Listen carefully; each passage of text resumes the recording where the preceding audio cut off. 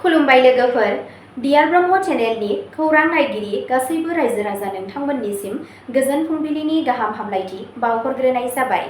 आं दिनै नोंथांमोननि सिगाङाव आरोबाव माखासे गोदान खौरां लानानै फैबावलायबाय। आसा खालामो नोंथांमोनहा खौरांखौ खोनासंनानै मोजां मोनगोन।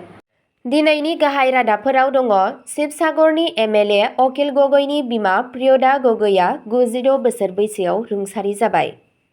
नगावआव गोख्रै खारबाय थानाय मटर साइकेला मोब्लिबनि खुन्थियाजों सौग्रावना सालायगिरिया जायगायावनो जिउ खहा। सीएम हिमन्त बिश्व शर्माया हादोरगिरि द्रौपदी मुर्मुखौ लोगो हमहैदों। गुवाहाटी पुलिसआ गणेशगुरियाव हर गेजेराव गोख्रों सिग्रोमदों। कुवेत बिरखं गाथोनाव ड्रन गाग्लोबनायाव भारतारि नोगोरारिनि जिउ खहा। गुवाहाटीआव 75 बोसोर बैसोनि आइजोखौ न'नि सिङाव फासि नांनानै दोननाय हालोदाव मोननाय जादों। BTC-ECआ कक्राझाराव अनलाइन आनजाद मिरुखौ गनायथि। EM आरो MLAफोरनि बेथन 30% खमायनायनि थांखि। दानिया फैदो आबुं रादाबाव। गिबि खौराङावनो दङ शिबसागरनि एमएलए अकिल गगैनि बिमा प्रियदा गगैआ 96 बोसोर बैसोआव रुंसारि जाबाय। शिबसागरनि एमएलए आरो रायजर दलनि आफादगिरि अकिल गगैनि बिमा प्रियदा गगैआ गोबाव सम लोमजानानै बुधबारखालि फुंनि समाव 96 बोसोर बैसोआव रुंसारि जायो। बिथाङा गुवाहाटीआव फुंनि 6:20 रिंगासो समाव जोबथा हां बोयो, जेराव बैसोजों सोमोन्दो थानाय देहायारि जेंनाफोरनि थाखाय फाहामथाय लागासिनो दंमोन। बिथांनि रुंसारि जानायाव गासै रामनि राजखान्थियारि दैदेनगिरि, मददगिरिफोर आरो मोजां हास्थायग्राफोरा दुखु फोरमायदों। खौरां मोन्नाय बादिब्ला अकिल गगैआ बिथांनि जोबथा समाव बिथांजों दंमोन।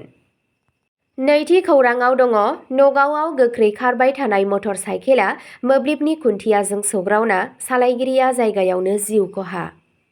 आसामनि नगाव जिल्लायाव मंगलबारखालि मोनायाव गोख्रै खारबाय थानाय मटर साइकेला मोब्लिबनि खुन्थियाजों सौग्रावनायनि उनाव मोनसे दुखुनांथाव लामा जाब्रबथायाव सासे मटर साइकेल सालायगिरिनि जिउ खहा जायो। खौरां मोन्नाय बादिब्ला गोख्रै खारनाय समाव सालायगिरिया मटर साइकेलनि कन्ट्रल खोमाना लानो गोनां जायो, जायनि जाहोनाव गारिया गोबां गोहोजों मोब्लिबनि खुन्थियाजों सौग्रावलाङो। सौग्रावनाया ओरैबादि गोब्राबमोन दि गाखोगिरिया गोब्राबै जोखोम जायो आरो जायगायावनो जिउ गोमायो। थामथि खौराङाव दङ सीएम हिमन्त बिश्व शर्माया हादोरगिरि द्रौपदी मुर्मुखौ लोगो हमहैदों। आसाम चिफ मिनिस्टार हिमन्त बिश्व शर्माया गोदान दिल्लीनि राष्ट्रपति भवनाव हादोरगिरि द्रौपदी मुर्मुखौ लोगो हमो आरो आसामनि सोलिबाय थानाय जौगाथाय लामा आरो इयुननि जौगाथायनि गोनांथिफोरनि सायाव सावरायो। बे मेलनि गेजेरजों गिबि मन्थ्रिया हादोरगिरिनो आसाम सरकारा दाथायारि, सोलोंथाइ, सावस्रि, रां थिसननायखौ बांहोनाय आरो समाज अनसाय बायदि बिथिंफोराव मावलांनाय गोनांथार हाबाफारिफोरनि सोमोन्दै फोरमायथि होयो। बिथाङा अरायथा रांखान्थियारि जौगाथाय आरो जथाय जौगानायनि थाखाय रायजोनि नोजोरखौबो फोरमायदों। खौरां मोन्नाय बादिब्ला बे सावरायनाया थांनाय बोसोरफोराव आसामनि जौगानाय, सोलिबाय थानाय जौगाखां मावथांखिफोर आरो हादोरसाखौ सा-सानजा ओनसोलाव मोनसे गाहाय रांखान्थियारि आरो रां खाथायनायनि मिरु महरै सोलायनो नाजानायनि सायाव नोजोर होदों। ब्रैथि खौराङाव दङ गुवाहाटी पुलिसआ गणेशगुरियाव हर गेजेराव गोख्रों सिग्रोमदों। गुवाहाटी पुलिसआ सुबुं दावराव-दावसि, आयेन बेरेखा खामानि मावनाय आरो ट्रेफिक नेमफोरखौ सिफायनायखौ होबथानो नाजानायनि बाहागो महरै गणेशगुरि ओनसोलाव हर गेजेराव सिग्रोमनाय हाबाफारि लायो।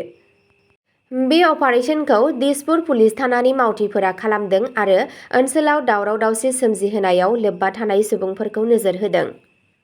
गारि सालायबाय थानाय समाव पुलिसआ गोबां गारिफोरखौ नायबिजिरो आरो हेलमेट गैयालासे गारि सालायनाय आरो रायजोआरि जायगाफोराव गाज्रि आखु दिन्थिनायजों लोगोसे ट्रेफिक नेमफोरखौ सिफायनाय सुबुंफोरनि सायाव राहा लायो। बे अपारेसनआ हर गेजेराव नोगोरमानि मोनसे मुखुबसिन फालांगियारि मिरुआव आयेन आरो आब्रुथि लाखिनायनि सायाव नोजोर होदों। मावख'आरिफोरा बुंदों दि रायजो-राजाफोरनि रैखाथिखौ नोजोर होनो, समाज बेरेखा खामानिफोरखौ होबथानो आरो नोगोरनि लामाफोराव आब्रुथि लाखिनो थाखाय बेफोरबादि हरखाबै हरनि अपारेसनखौ गोख्रों खालामनाय जादों। पुलिसआ फोरमायो दि रैखाथि गोहोखौ गोख्रों खालामनो आरो ट्रेफिक आरो पाब्लिक आब्रुथि नेमखान्थिफोरखौ मानिनानै सोलिनो थाखाय सोलिबाय थानाय नाजानायनि बाहागो महरै गुवाहाटीआव बेफोरबादि सिग्रोमनाया सोलिबाय थागोन। बाथि खौराङाव दङ कुवेत बिरखं गाथोनाव ड्रन गाग्लोबनायाव भारतारि नोगोरारिनि जिउ खहा। बुधबारखालि कुवेत इन्टारनेशनेल बिरखं गाथोनाव ड्रन गाग्लोबनायाव सासे भारतारि सुबुंनि जिउ खहा जायो मानोना सोनाब एसियायाव दुंहाव थासारि बांनायनि जाहोनाव नोगोरारि दाथायफोराव दुंहाव थासारि सोमजिदों। बे गाग्लोबनायाव बिरखं गाथोनखौ गोबां खहा खालामदों आरो गोबां सुबुंफोरा जोखोम जादों। कुवेतआव थानाय भारतारि राजथान्दै थाग्रा खुलिया दुखुगोनां नखरनि फारसे गोथौ दुखु फोरमायो आरो बुङो दि गासैबो रोखोमनि हेफाजाब होनो थाखाय कुवेतनि बिबानगिरिफोरजों खाथि सोमोन्दो लाखिगासिनो दं। राजथान्दै थाग्रा खुलियाबो थासारिखौ नोजोर होगासिनो दं आरो गोहोम गोग्लैनाय भारतारि नोगोरारिफोरनो मदद होगासिनो दं। भारतनि बायजोआरि मन्थ्रि बिफाना बे गाग्लोबनायखौ गोख्रों रावजों सोंखारिदों आरो बे दाङाबाजिजों लोब्बा थानाय गासैबो हान्जाफोरखौ नोगोरारि सुबुं अनजिमा आरो गोनांथार नोगोरारि दाथायफोरनि सायाव गाग्लोबनायखौ बन्द खालामनो खावलायदों।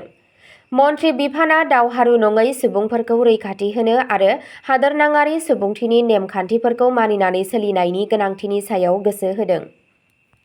सोनाब एसियायाव सोलिबाय थानाय दिदोमथि गैयै आरो रौनिया हान्जानि बांनायनि गेजेराव बे जाथाया ओनसोलाव नोगोरारिफोर आरो गुबुन हादोरनिफ्राय फैनाय हारिफोरनि रैखाथिखौ लानानै जिंगा सिदों। द'थि खौराङाव दङ गुवाहाटीआव 75 बोसोर बैसोनि आइजोखौ न'नि सिङाव फासि नांनानै दोननाय हालोदाव मोन्दों। गुवाहाटीआव सासे 75 बोसोर बैसोनि आइजोखौ गावनि न'नि सिङाव फासि नांनाय हालोदाव मोन्नाय जादों, जायनि जाहोनाव जायगानि सुबुंफोरनि गेजेराव जिंगा सिखांनाय सोमजिदों आरो जाथायनि सायाव पुलिसआ नायबिजिरगासिनो दं। खौरां मोन्नाय बादिब्ला नखरनि सोद्रोमाफोर आरो नसुंसेनि सुबुंफोरा बैसोगोरा आइजोखौ न'नि सिङाव दिन्दां थानाय नुनो मोनो आरो लोगो लोगो पुलिसनो खौरां हरो।